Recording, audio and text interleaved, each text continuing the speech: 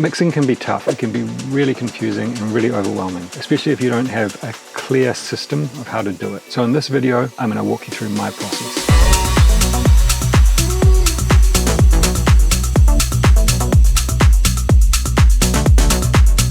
Hey guys, Dilby here. Welcome back to the channel. So today we're carrying on our mixing journey. On the last video, we balanced our kick and bass. You can check that video out here if you missed it. In this video, we're going to bring in our core drums, create a solid foundation, and then balance that out. This is going to be the foundation of our track that we're going to build the rest of the mix on. The synths and vocals and that kind of stuff add a personality to the track, and that is really important. But in modern electronic music, we need to have that really strong foundation of kick, bass, and drums just nailed down. So that's what we're doing first. If you like the track that's playing in the background, it's a new one of mine. It's out now on Deep Palmer. It's a collaboration with my buddy Downpour, super talented producer from Seoul. Go check it out. Links in the description to Beatport and Spotify. As always, you can download the project files from this video. There's a link in the description to Patreon, which is one of the best, hands down, best ways that you can support the channel. Make sure I keep bringing you these videos every week. Now let's get into Ableton and fix this mix. Alright guys, so we're back in Ableton and we're working on the same mixing project that I've put together. Where we got to last time is we had our kick and our bass. Let's take a listen.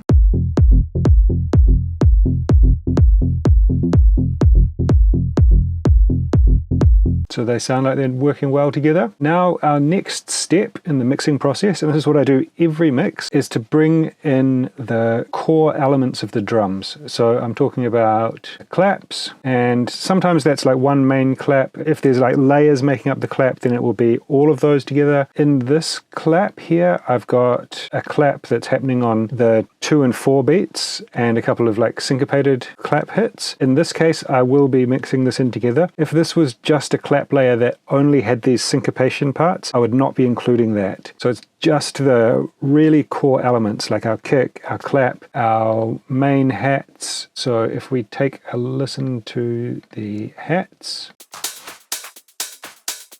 so we've got this open hat here, which is just kind of doing this kind of like disco-esque hat sound. That will not be included. So I'll color that pink. This one will be included. That works together with the open hat. This closed hat, kind of 16th hat shaker, that will not be included for the start, and then our top loop will not be included. So basically what we're going to do is balance these elements together.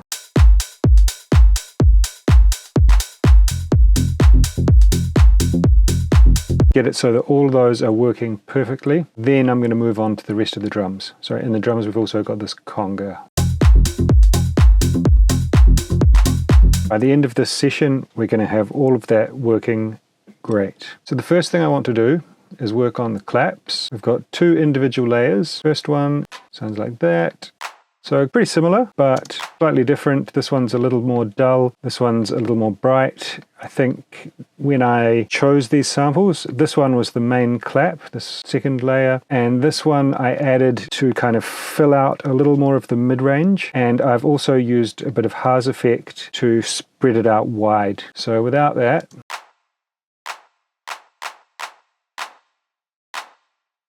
oftentimes when I'm looking for layering, I'm trying not to have something that sounds too similar. This one does sound quite similar, but I've done it in a purposeful, meaningful way to fill out those spectrums and to fill out those frequencies and make it feel more full. In order to kind of compensate for that, I've also panned it to the left slightly, just to kind of create a little bit of separation between those, but I do want them to be working as like one. But as they are quite similar sounds, I don't want them to be sitting exactly on top of each other, otherwise I'm not achieving the goal of just making it sound bigger. The first thing I'm going to do with the claps is add on some clipping. Now I use a clipper called K-Clip3. I'm going to do this to each individual track. Basically it's just at the default setting, and I'm going to bring down the threshold until I'm getting maybe 2 dB of clipping happening here. Just zoom in here and we can see a visual representation of what's happening.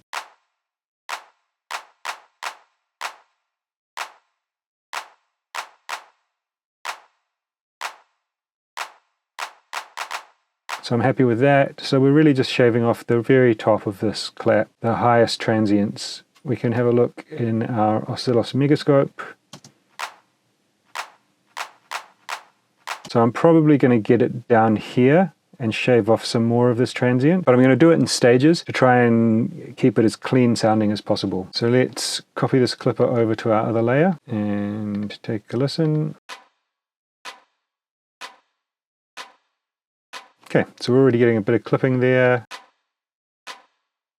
That's pretty good for me. I'm happy, I'm comfortable with 3 dB. It doesn't sound like there's any audible distortion or anything like that. I'll pull this down to demonstrate what happens when we do it too hard. So it's not distorting, but we've taken away all of the attack portion, so it just kind of sounds a bit mushy. So what we're trying to do is reduce the transient so that it doesn't trigger any layers of compression that it's going through, either in the drum bus or on the master. But we want to maintain that kind of punch and attack and have the clap like sounding quite like aggressive and energetic. So together, I'm going to go to the clap group and we're going to add a bit more clipping. Just shave off a little bit more of these transients.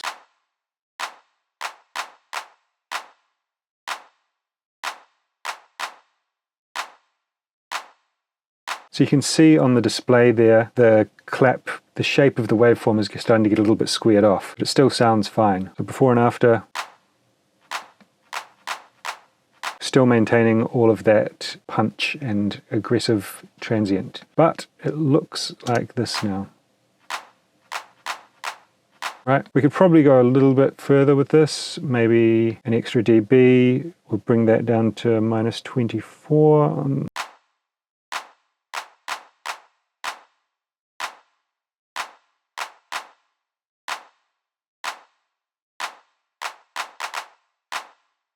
Cool. I'm comfortable with that. Now I'm going to add a little bit of reverb. This is just a reverb that I like on claps. It's like a modified preset from Verb Suite Classics, but you can use any reverb you like. Basically, I like to give the clap a little bit of space. I'm very sparing with the dry wet. So here I go up to about 19% normally.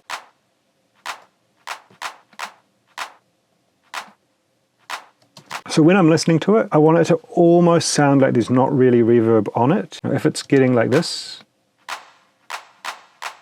that sounds like too much to me. What I want is it to be very subtle, almost not noticeable. A couple of reasons. I'm going to add more reverb to the drums overall, but we're also going to be adding some layers of compression, which is going to bring out that reverb. So back down to about 19. It doesn't obviously sound like there's a lot of reverb, but when you take it away, it sounds a bit kind of dry and like it just kind of, some of the character just got sucked away. That's what we're looking for. So now I want to balance these claps in together as a group. The way I'm going to do that, I've got the kick, set this last time at around -4. So what I want is for this to peak at no more than 2 additional dBs. So that would be -2 when the kick and clap are playing together. So I'll turn this up just to demonstrate.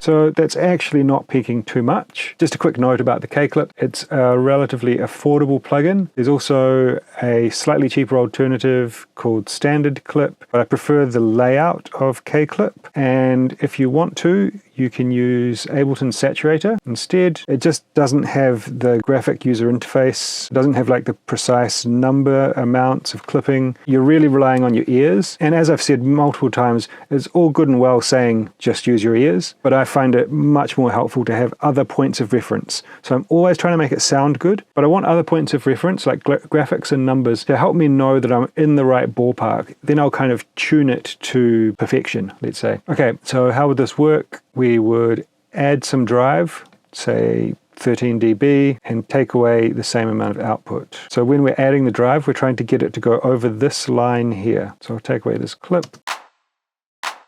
So that's not enough, it's not clipping yet. So, okay, now let's say 19 and -19. And we can look here on the oscilloscope.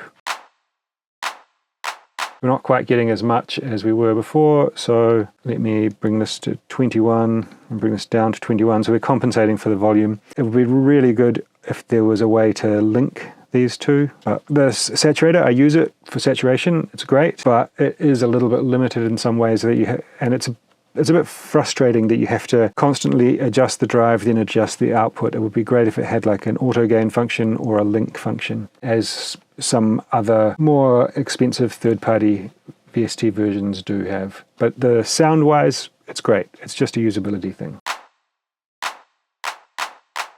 So we're getting there. I might add another 2 dB. So that's not really audible, but we are saving ourselves a bunch of headroom. Now what I'm going to do here is level the clap together with the kick. If we remember, we had our kick so that it was peaking at around -4 dB on our meter. And what we want to do is bring the clap in so it sounds right, but it's not adding more than 2 dB of gain. Ideally, I would normally go for like 1 dB of gain. But again, it's what sounds right. So let me bring this down.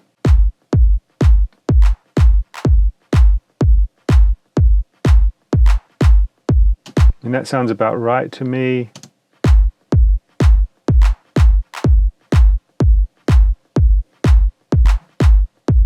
Maybe bring that down one more.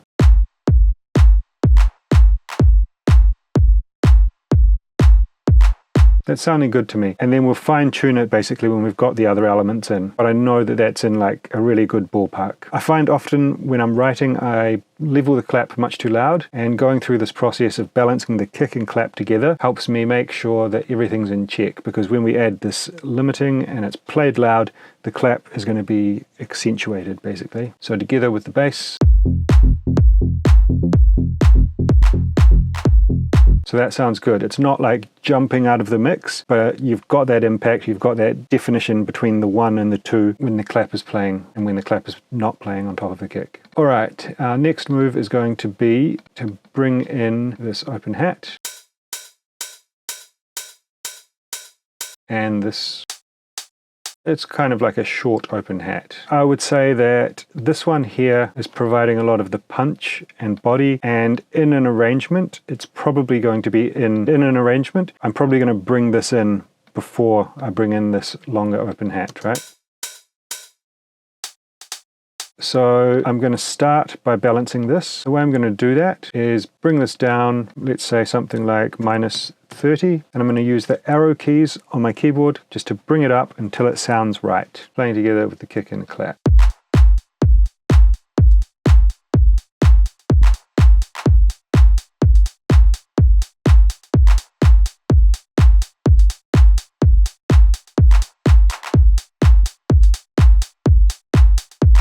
So when I'm doing that, I'm not looking at the value there. It says it's at -13. What I'm doing is I'm just listening to where it sounds about right. Now I'm going to go ahead and add a little bit of clipping. Let's do it with the saturator this time. I'll just bring this output down, turn on soft clip.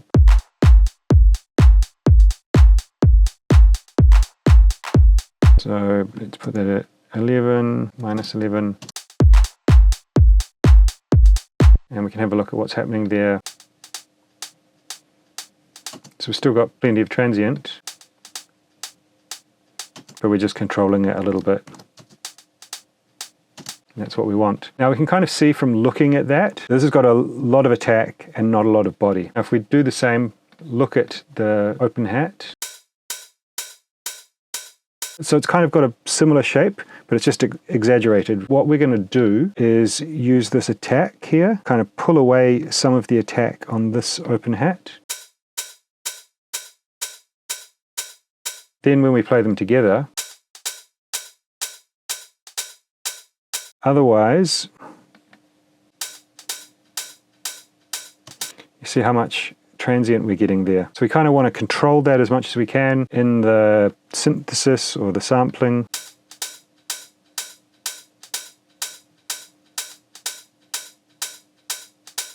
So I'm just doing that until it kind of sounds natural. Cool. Now I will do some clipping on there just to try and take away a bit of that transient again. That seems fine, maybe a little heavy-handed. C9.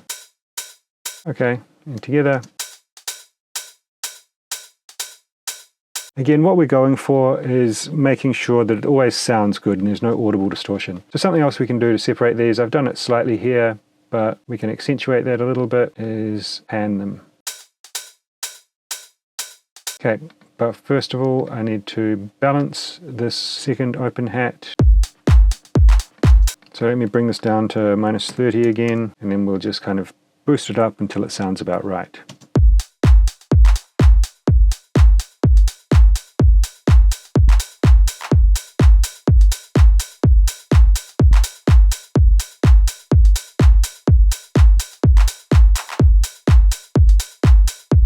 Now what I can do is have a look at the waveform.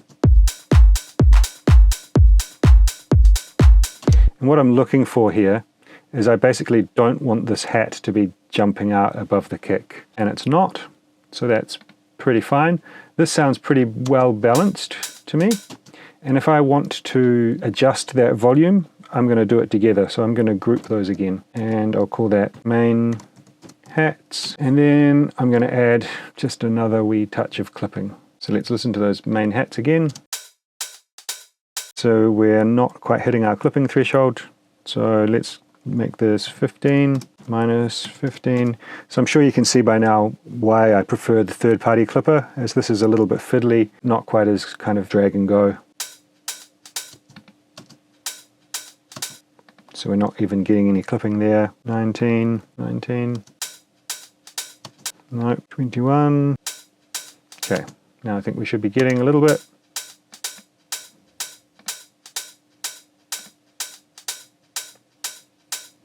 Nice, so we're not getting any of those big spiky transients. Together with the kick.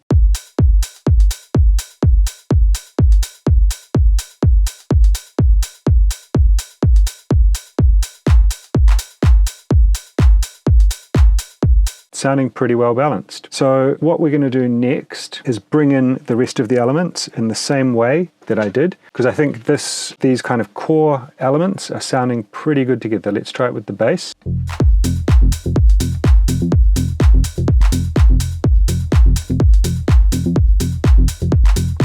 The bass is just sounding a little bit loud to me. I think it's because it's got quite a bit of mid-range in it. So I'm going to maybe bring that down by 2 dB.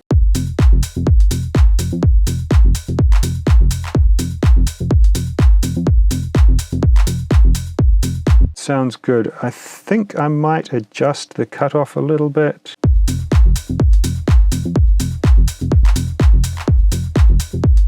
Maybe I'll do it using a shelf.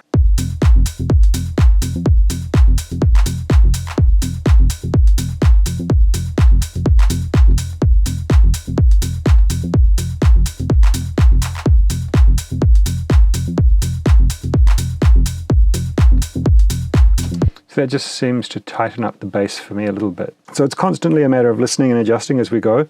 There is no like put in these values and everything's going to be perfect. Again, I just need to reiterate that all of these values we're trying to hit, like the kick being at -4 dB and then the bass being 4 dB lower than the kick, and then the kick and the clap not being more than an additional 2 dB.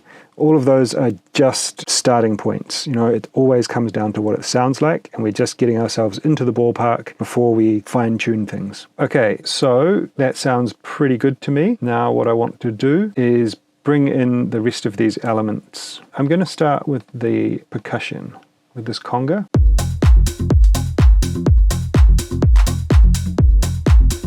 I mean, it already sounds pretty good where it is, but now we're going to use another trick that I like for balancing, which is to, let's bring this down to -35. So bring it pretty low, and then we're going to just do it by ear, take it up. Then I'm going to do it in the opposite direction, basically bring it really loud and bring it down.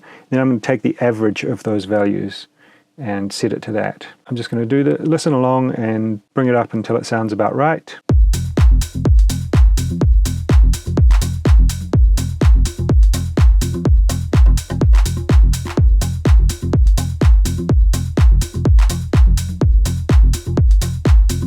Okay, so minus 21 sounded good to me there. The reason we do it in both directions is because when it's coming from being almost inaudible to louder, you're going to perceive it as being louder, whereas when you bring it down in volume, you're going to perceive it as being quieter. So this way we find like a balance between, and we kind of take out, we create an average between our two different perceptions. So minus 21, all right, I'm just going to set it to 0. It's going to be really loud when I play it, but then I'm going to bring it down. So we need to remember that minus 21.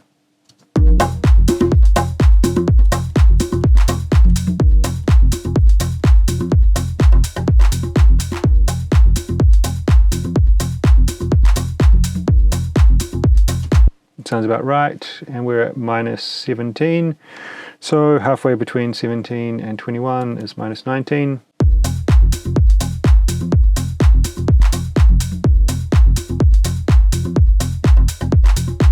Sounds pretty good. I'm just going to add 1 more dB because I like my congas to be quite loud.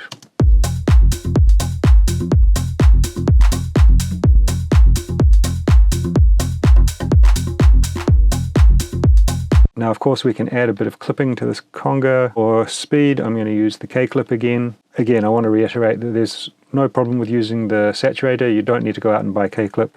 If you do, it's often on sale. I would suggest waiting for one of those sales. I think you can get it for at least 50% off. Black Friday's coming up. So you can see here, we're taking off quite a bit because this is quite a dynamic loop, right?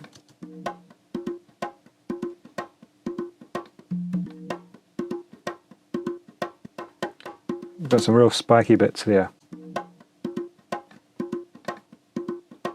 And I keep clicking on this clipped value, which is going to reset that. So it gives me like an up-to-date value of the most that is being clipped from the signal.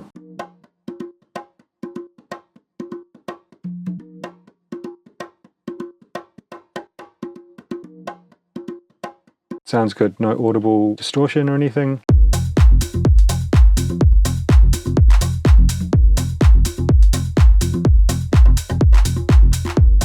So transient designers are very popular these days, and I don't use them often, but essentially a lot of what they're doing is what I'm doing here with a clipper. So people will use them a lot. There's a free one that I use from kilohertz. Now if I bring down this attack, turn that off, let's look at the oscilloscope, solo.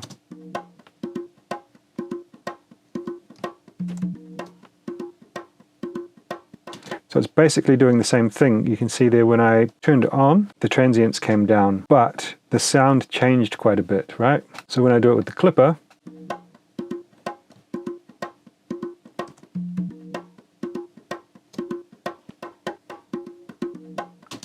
we take away those transients like we were doing with the transient designer or transient shaper, but we don't get that like audible lack of punch that we do with the transient shaper. So these can be a very useful tool, but I prefer the clipper for controlling transients. Sometimes a combination of the two can get you the best, cleanest results, but I just thought that was worth noting. Now let's bring in this closed hat. Same thing again. Let me bring that down to, say, minus 30.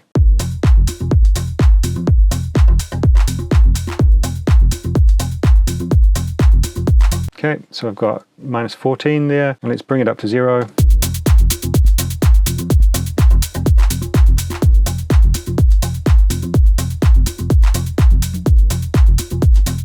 And minus 11, so halfway is going to be maybe like minus 12.5.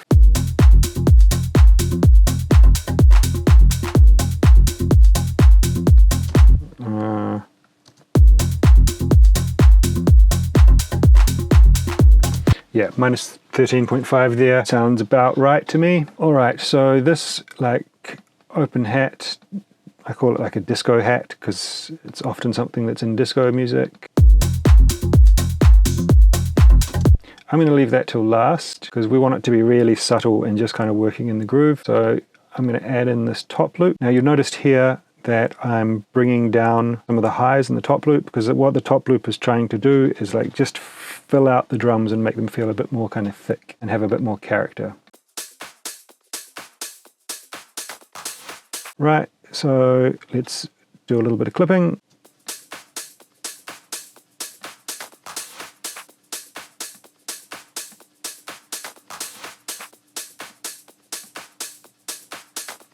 So that clipping sounds good.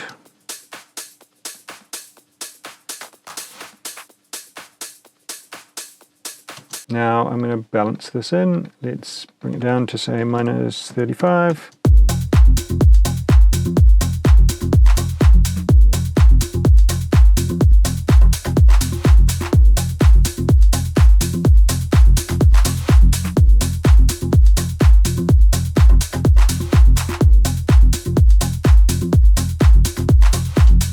Okay, so there, minus 18 sounded good to me.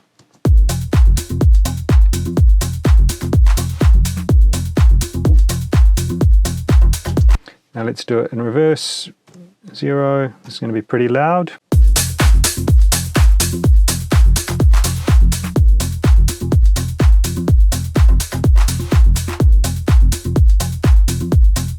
And there, minus 16, so let's go for minus 17, which I believe is where I had it. Now this one, let's just loop this section here. I'll bring this like right down, and I'm just going to bring it in by hand.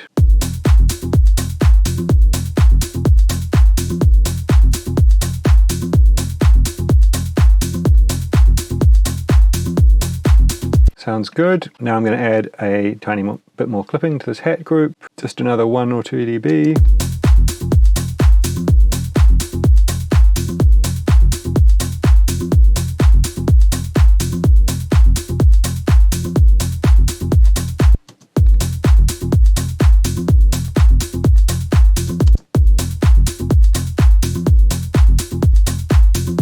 So that's good. Our tops are very controlled, sounding good. Now, one final number that I like to check for this kind of hat group is on the Synalxis 3G. I want to make sure that it's not really going above kind of minus 5, minus 6.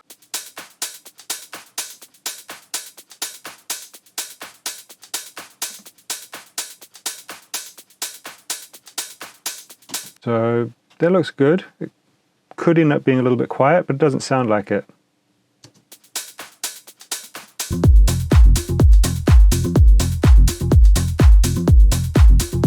Now another thing that I will check is this value here. This is basically, let me just open this spectrum analyzer up. So this here around 10K is around about where our hi-hats sit, and I want that to be somewhere between kind of 55 and 50 when we have all our compression and everything applied. So this is sitting around 57 now. I think I might just experiment with adding 2 dB to the hat group, see how it sounds. I can always take it off.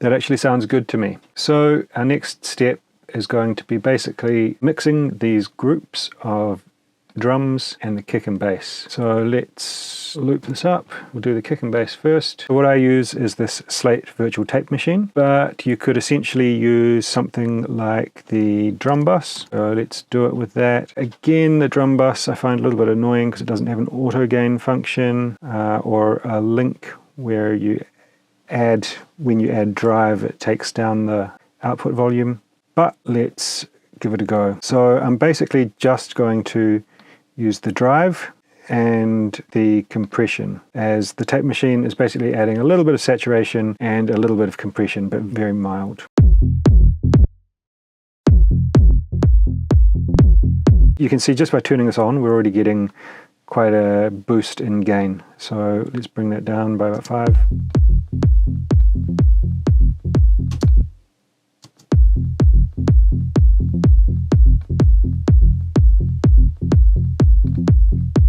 Now I want to make sure that I'm not going over, so I will flick over to this view without.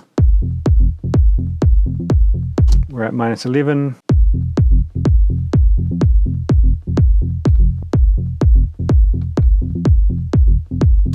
So it's kind of sounding a bit fuller. That low end is like really sounding a bit tighter together. Let's see what the compressor does. adds a lot of gain. Okay, so this...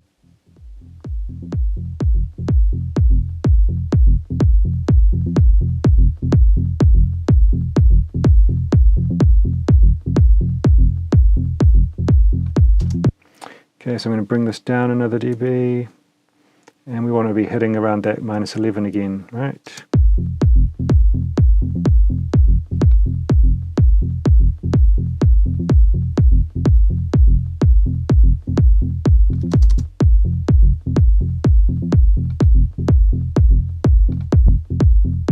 So with the drum bus it sounds a bit tighter to me.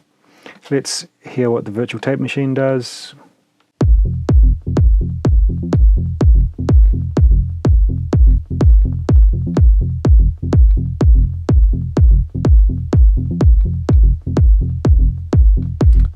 So what I'm trying to do with this is get it so that we're basically just hitting the red, which is going to be adding a little bit of saturation and compression. Okay, so that's how it sounds with the virtual tape machine. And the drum bus.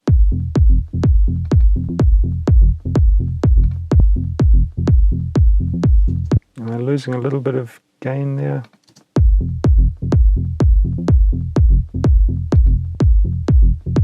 Yeah, I am.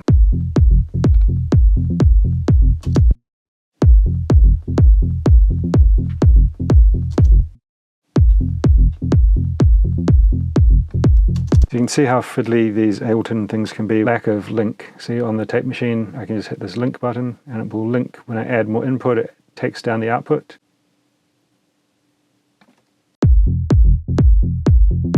So we'll call that done. Now because this is quite heavy-handed, I feel, I'm going to just bring in the dry wet and do it in a parallel mode.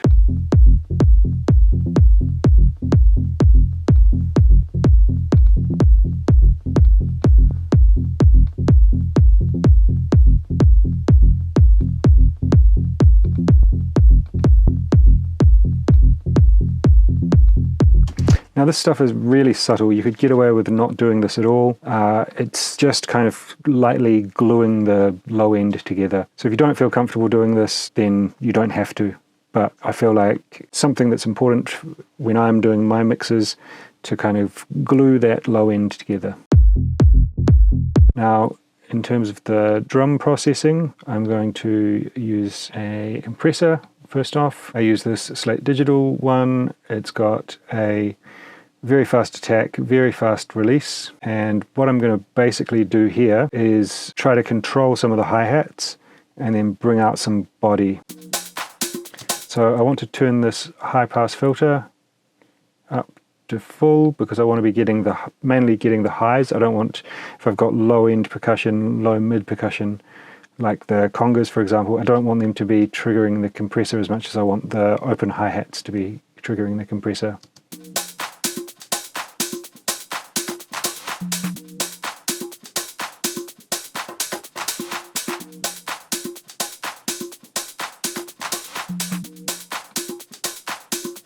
And I'm looking for anywhere up to about 3 dB of gain reduction. I'm going to add makeup gain up to around +1 dB. This compressor adds a little bit of volume just by being on, so that's why I've got it set to -0.9.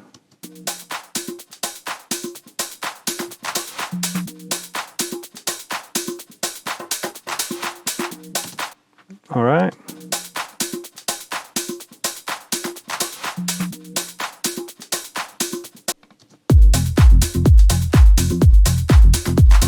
Without.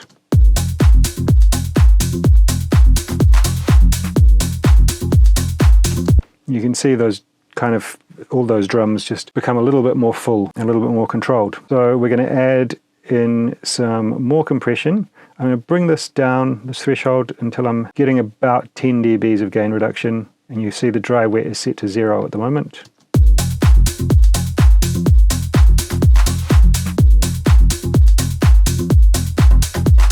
The makeup gain is set to 9.8. So we're trying to get about the same amount of gain reduction.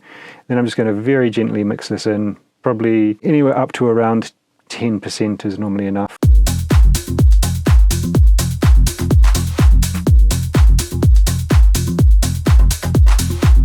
So it's a very subtle one. So it kind of brings out some of the background elements.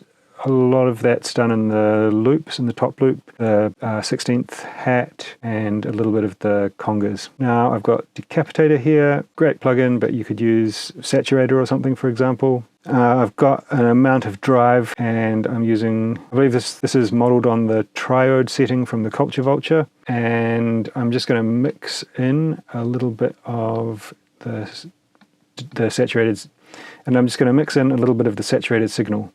Pro tip here, if you hit any of the words, output, mix, high cut, it will actually give you a value on the sound toys. So we've got 9 dB of wet signal there.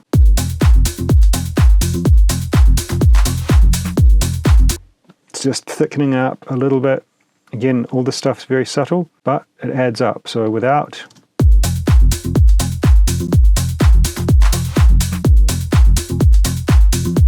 sounds good. Ozone Imager. So this is a preset that I've created myself. I've basically split it into 4 bands. I'm adding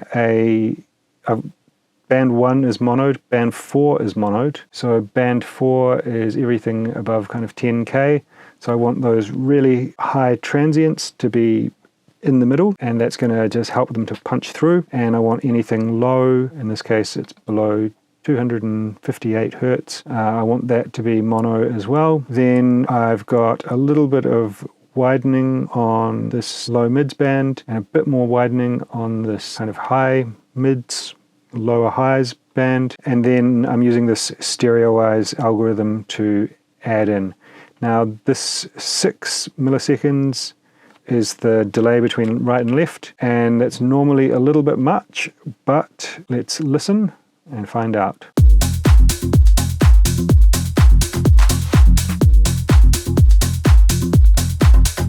In this case it doesn't sound too bad, but I'll try bringing it down to about 4 and then see if I can go somewhere between 4 and 6 as to what sounds good.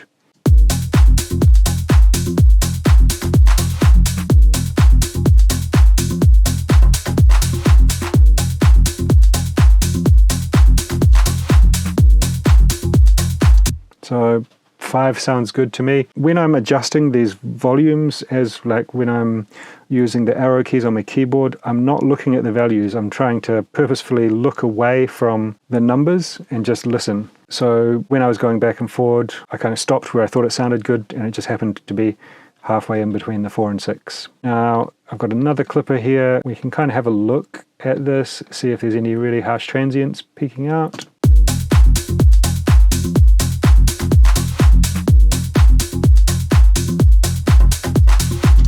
Pretty controlled, so this may be unnecessary, but let's see what it sounds like with a little bit of clipping.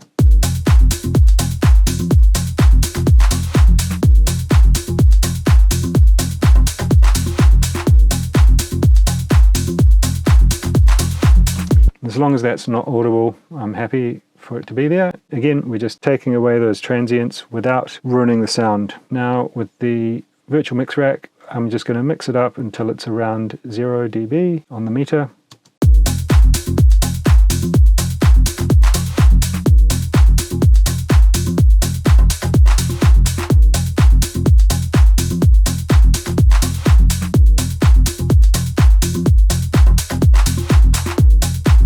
So this virtual mix rack thing is completely optional. It's absolutely unnecessary. You don't need this.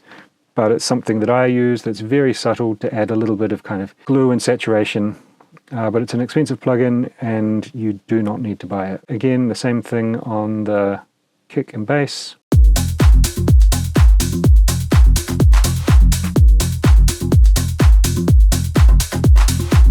Cool. Now the last thing I'm going to do is send a bit of reverb. I know that minus 25 is a good starting point. On here, why is it not working? Minus 25. So that's going to a return track here My drum reverb, VerbaSuite Classics, again set to 100% wet, short room reverb of 562 milliseconds. I'm sending 25 dB, I believe it is, minus 25 dB. I'm cutting out some of the lows, and then I've got this side chain, which is compressing the reverb to the drum bus. So basically, as the drums play, it pulls down the reverb slightly. And then when that releases, when the drums stop playing, it lets the reverb go. And that basically controls it. It allows it to sound really kind of spacious and airy, but without being too washed out. But it's very subtle again. So let's have a listen.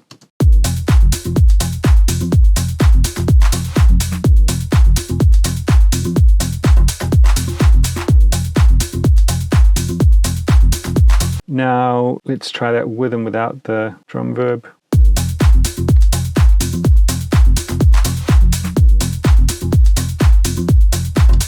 So again, what we want is that sensation where it doesn't sound like anything's there. It doesn't sound like there's obvious reverb, but when we take it away, it just sounds a little bit less dynamic and spacious. And that's what I think we're getting here.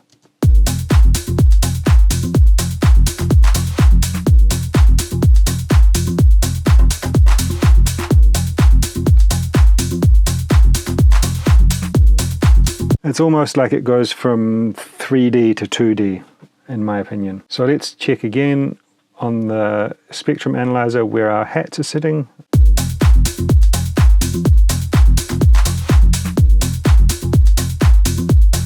So that's exactly where I kind of want them to be. And this is all sounding really balanced to me. As you've seen, most of what I'm doing is all volume based. I try to get the sounds right at the source so that I don't need to do crazy EQ moves. I'm just basically cleaning things up. What I use compression and EQ and saturation and things for is for solving problems. You don't need to throw a compressor onto every channel if you don't need it. The other obvious thing that I've been doing is clipping, but you know, it's more of like a, let's say, pro mixing thing. You're just controlling things so that you can get the master to be as loud as possible without audible distortion. You could still achieve like most of the way there without doing the clipping, but it's kind of nice to have, and it helps you to get that really loud modern mix. So in the next video, we're gonna mix in the rest of our elements in order of importance to fill out our mix and get everything in there. But we've done this to get the kind of foundation of the track really rocking. This is the part that rocks the club, and then the next bits are the parts that make it memorable, in my opinion. Those want to be like audible and loud, generally like a main vocal or a main synth, whatever the main hooks are, but having a big, warm, balanced low end and thick, punchy drums is not negotiable for modern electronic music. It's a prerequisite, right? So in terms of a mixing philosophy, what I believe is more important is making sure that our leads, our hooks, our vocal hooks are dominant, but this stuff sets the kind of foundation on which they can be dominant. So when we go to add those in, we might be carving away a little bit of space for them if we need to from what we've got here, but what we've got here sounds solid, and I'm happy with that. If you want to go and grab this project, it's on Patreon. There's a link in the description, and you can kind of go in and see a bit more about what I've done, and you can kind of also grab the project at each stage along the way and compare what's going on at which stage. There's also like so many project files over there if you just want to go and check them out. Alright guys, there you go. I hope you enjoyed that. I hope it's all making sense. If you didn't catch the first video on kick and bass, make sure you go back and watch that one, link up here, and let me know in the comments, how's this mixing system working for you? If you've got a different approach, then let us know. And if you're looking for something to watch next, then check out this video. It's a goodie. But that's it from me today. We'll catch you next time. Peace.